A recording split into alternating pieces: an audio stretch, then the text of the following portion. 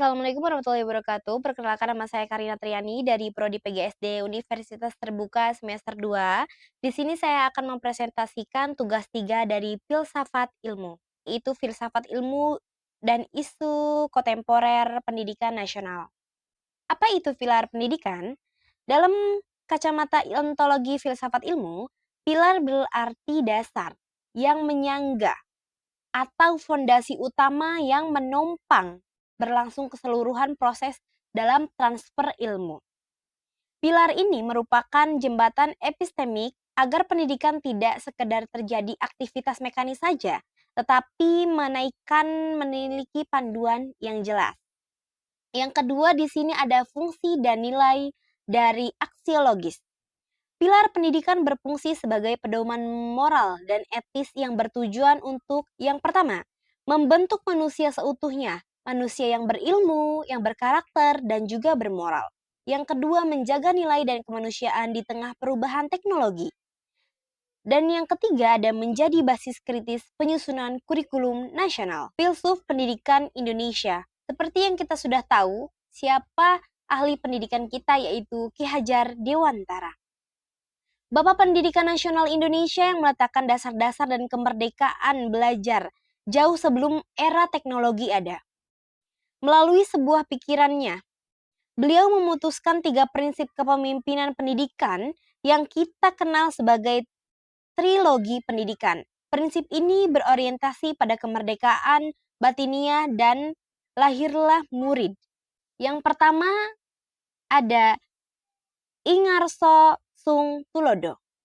Konsep dasar, di depan memberi teladan. Secara filosofis, seorang pendidik memegang otoritas moral terbesar. Kehadiran fisik dan integritas perilaku guru adalah material ajar utama yang diserap langsung oleh peserta didik. Relevansi dan contoh di era digital. Pendidik dituntut menjadi teladan etis di ruang digital. Contoh nyata, guru memodelkan cara menyaring hoax, menunjukkan etika berkomentar, bersikap bijak di sosial media, dan juga mempraktikkan perlindungan privasi data secara bertanggung jawab. Yang kedua ada Ing Madya Mangunkarso, atau di tengah membangun semangat dan kemauan. Pada pembelajaran berbasis digital, guru beralih peran dari Second the Stage, sumber tunggal pengetahuan, menjadi fasilitator dan mitra diskusi di sisi siswa. Contoh nyatanya, dalam pembelajaran hybrid, guru menggunakan platform kolaboratif seperti Miro atau Padlet untuk merangsang proyek kelompok, memicu berpikir kritis, dan juga memelihara motivasi belajar secara aktif.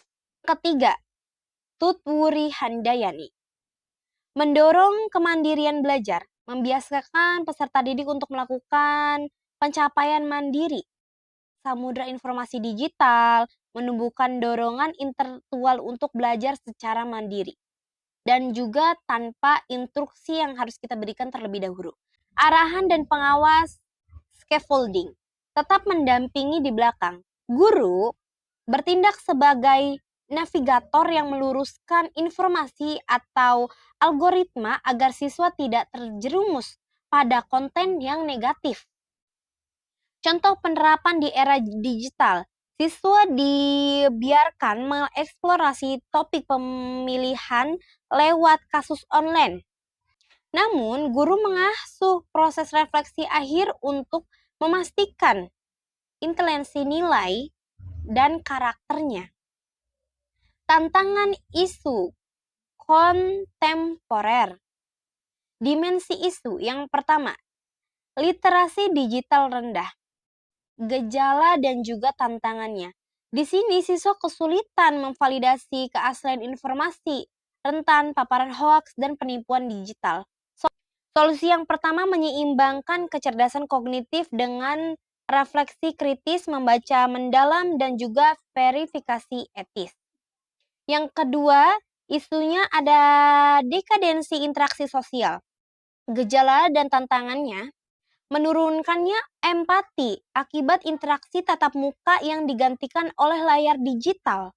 Di era digital ini, mungkin masih banyak orang-orang yang memang masih tertinggal akan era digital. Solusinya, ini ada penguatan sosialitas anak melalui proyek kolaboratif berbasis kemanusiaan, Mangan Karso.